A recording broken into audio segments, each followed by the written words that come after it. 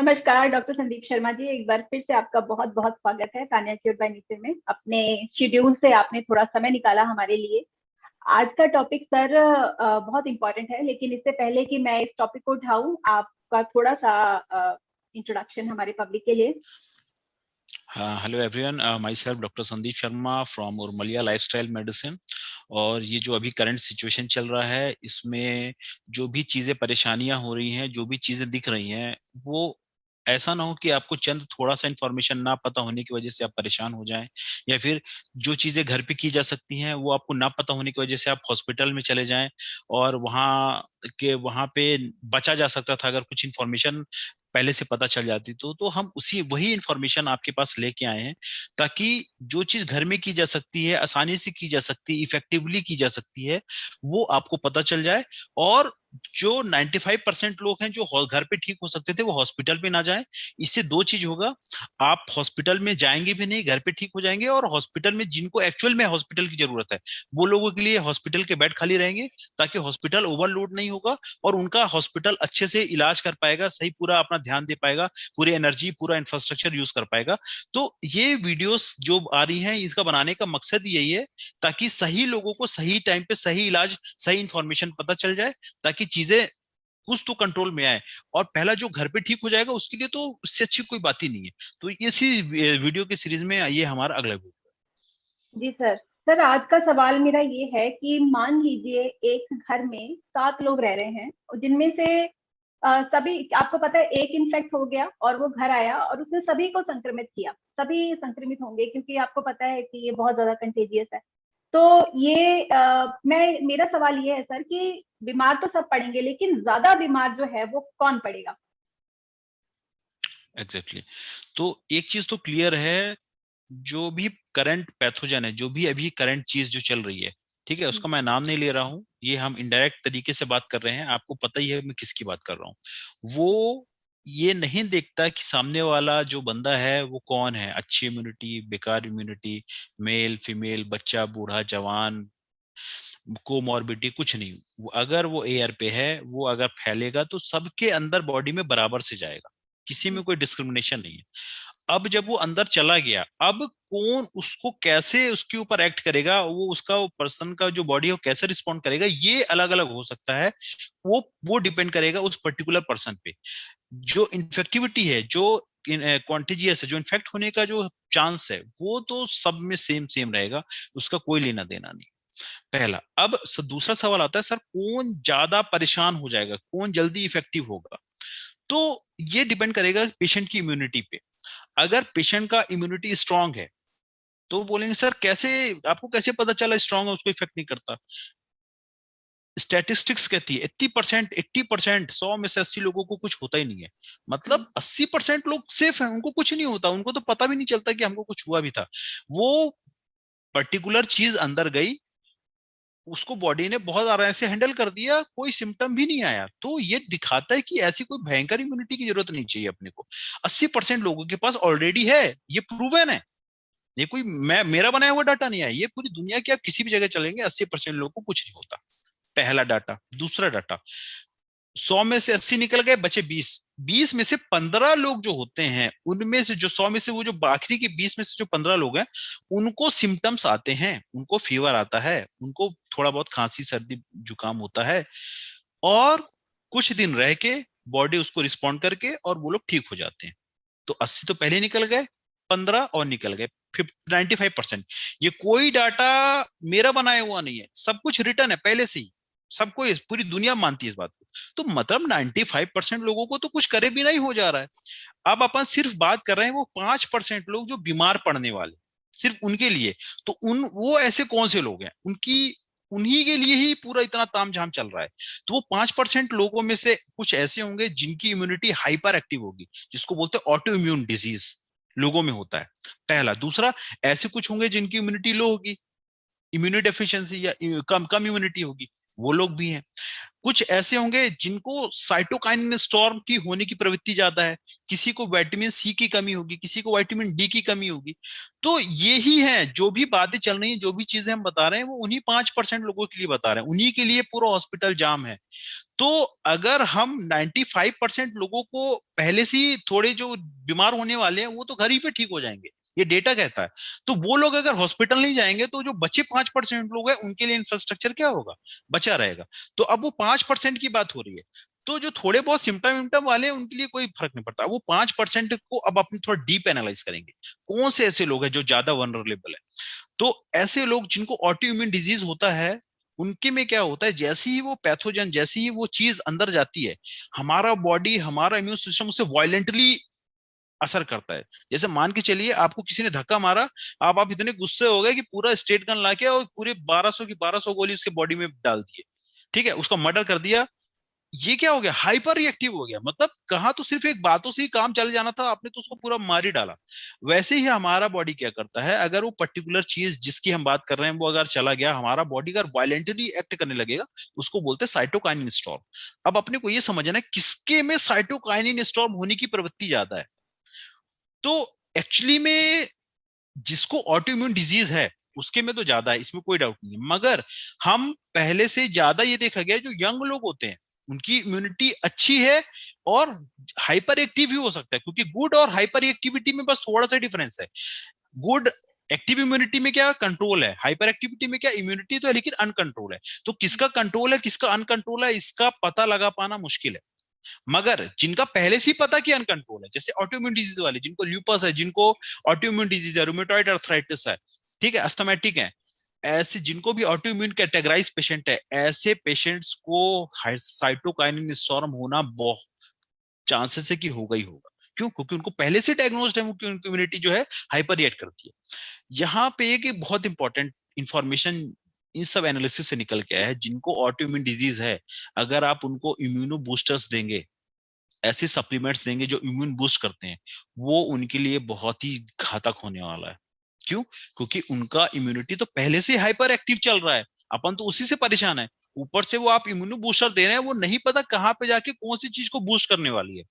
ऐसे केसेस में वो तो जो आग थी उसमें आप और पेट्रोल डाल रहे हैं, वो तो और खतरनाक हो जाएगा उसके लिए। तो इसी में क्या हुआ है, जो सप्लीमेंट्स वगैरह ले रहे थे वो कई लोगों के लिए बहुत घातक पड़ा है। वो तो जो मैंने, जिनको 10-15 दिन लगना था बीमार होने में, वो 3 दिन में बीमार हो गए और डेथ भी कर गए, अनकंट्रोल ऑक्सीजन सब कुछ लगने के बाद भी डेथ कर गए। तो मैं आप लोगों से एक बहुत गुजारिश करता हूं, इम्यूनो बूस्टर्स, इम्यूनो सप्लीमेंट आंख बंद करके ना खाएं।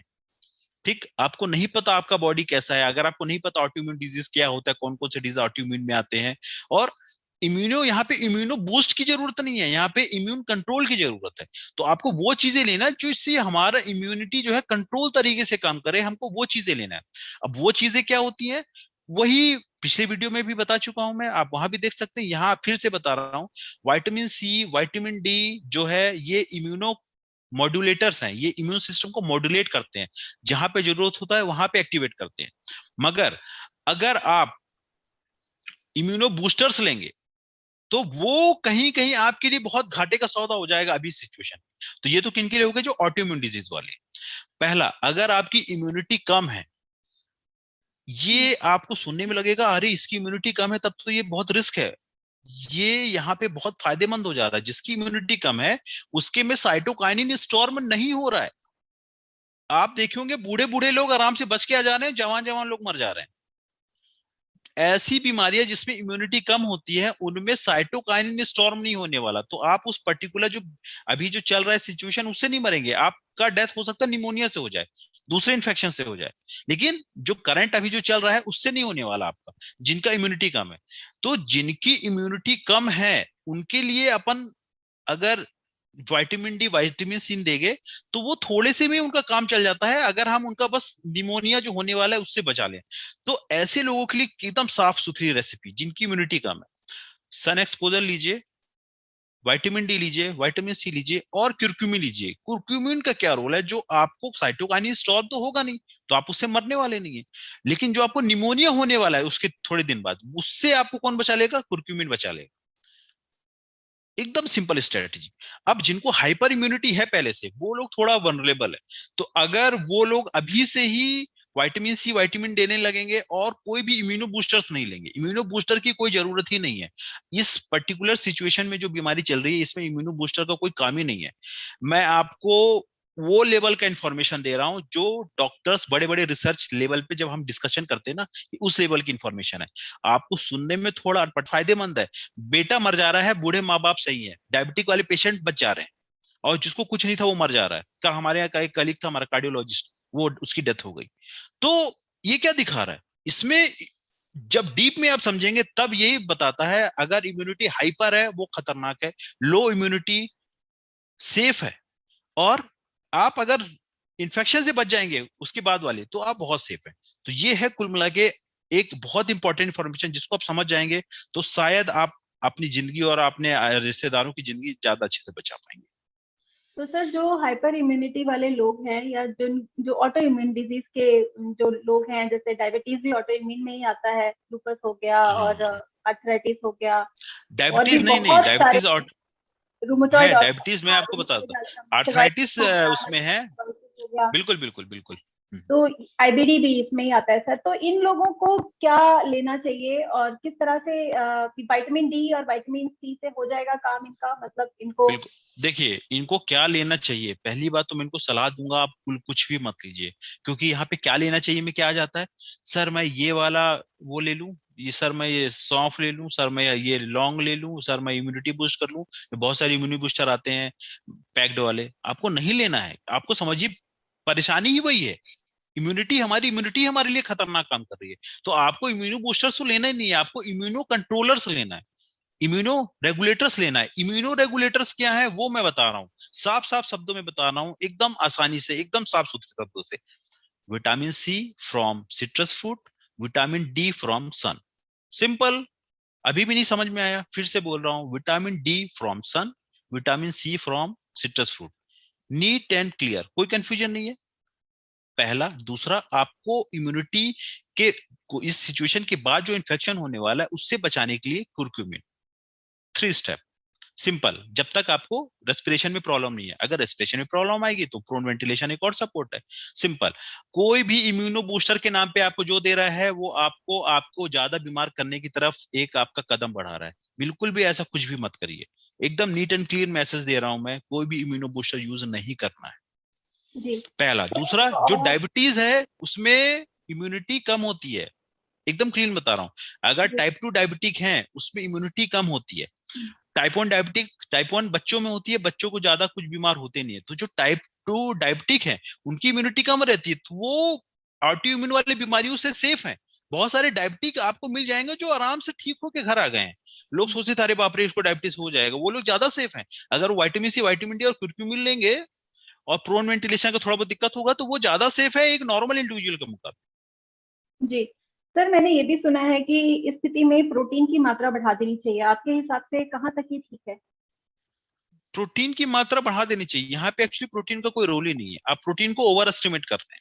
हमको क्या है ना, एक सावन का अंधा होता है ना, जिसमें हर चीज में उसको हरा हरा दिखता है, वैसे हमारे ना ब्रेन वॉश किया गया। हर चीज में प्रोटीन, हर चीज में प्रोटीन। पतला हो गया प्रोटीन, तेरा मन नहीं लग रहा प्रोटीन, इम्यूनिटी कम है प्रोटीन, हर चीज में प्रोटीन। अरे बॉस, यहाँ पे अभी प्रोटीन का कोई लेना देना ही नहीं है। यहाँ पे अभी इम्यूनो रेगुलेटर्स का लेना देना है। जब आप इससे उभर जाओगे फिर आराम से प्रोटीन लेते रहना। पहला, अगर आपका दिमाग में गलत है कि सर मैं नॉनवेज से जी। प्रोटीन लूंगा, तब तो आप अपने पैर पे कुल्हाड़ी मार रहे हैं, तब तो आप और बुरे फंसने वाले। तो प्रोटीन लीजिएगा, लेकिन 4-5 दिन खत्म होने के बाद उसके बाद लीजिएगा प्लांट बेस्ड प्रोटीन। वो आपको नहीं, रिकवर करने में मदद करेगा। डॉक्टर्स ही दे रहे हैं। मैं यूट्यूब पे देख रही हूँ, बहुत सारी ऐसी वीडियोस रिलीज की जा रही हैं जिसमें डॉक्टर्स खुद बोल रहे हैं कि आपको अपनी प्रोटीन की मात्रा बढ़ा देनी चाहिए, और वो खुद भी संक्रमित हैं डॉक्टर्स, और वो कह अ- रहे हैं हमने भी प्रोटीन बढ़ा दिया है। तो आप क्या कहेंगे सर? तो बिल्कुल, मैं यही कहूंगा कि सर आपने कैसे पता चला आपको, कोई रिसर्च कोई एविडेंस है आपके पास? हम तो जीरो प्रोटीन कर देते हैं। जब कोविड का ये चलता है, जब सिम्टम आते हैं, zero protein, juice and fluid, protein तो जाता ही नहीं है कुछ भी।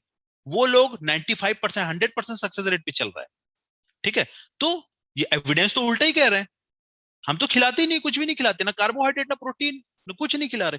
अरे यहाँ पे आप गलत चीज पे गलत चीज का फिट कर रहे हैं ना कार्यक्रम।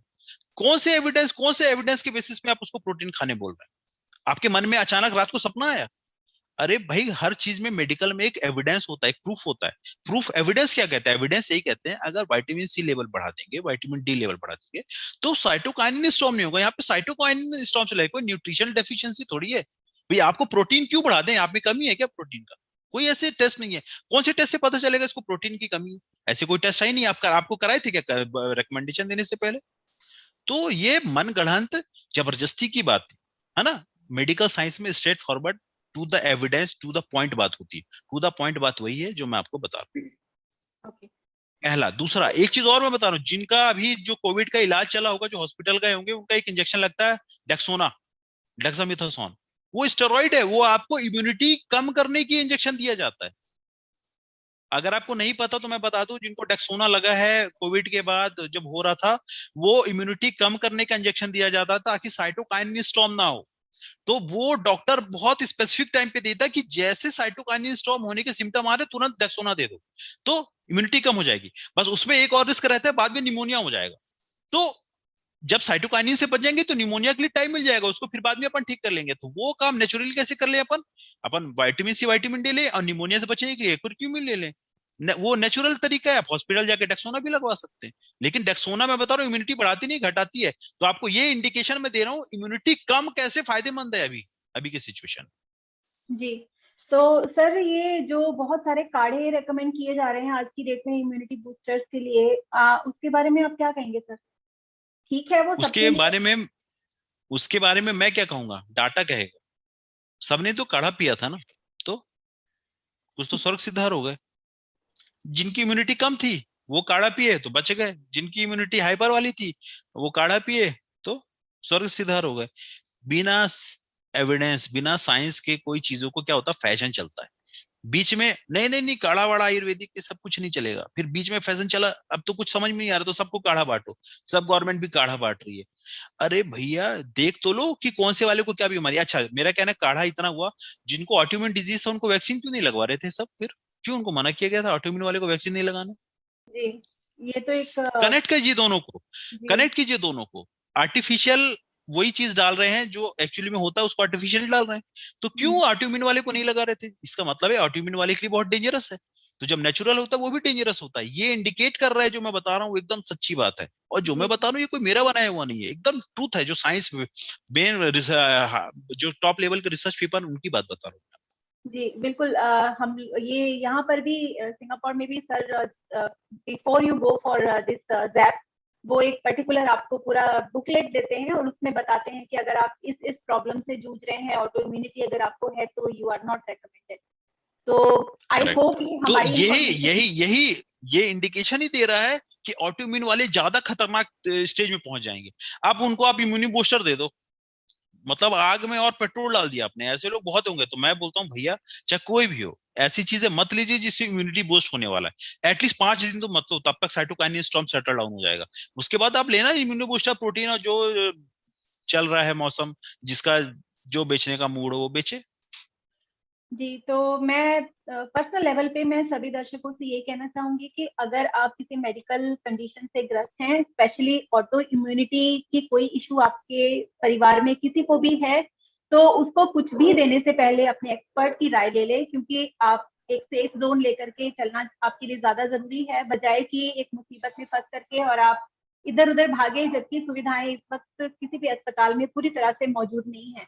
तो पूरी उम्मीद है, लोगों को पूरी तरह से रिसर्च पे साइंस समझाया है, और उम्मीद करती हूँ कि आप लोग जो हैं वो इसका पूरा पूरा फायदा उठाएंगे। तो सर, बहुत बहुत धन्यवाद आपका आने के लिए। आप अपने बहुत ही बिजी शेड्यूल है आपका, और उसमें से आपने टाइम निकाला हमारे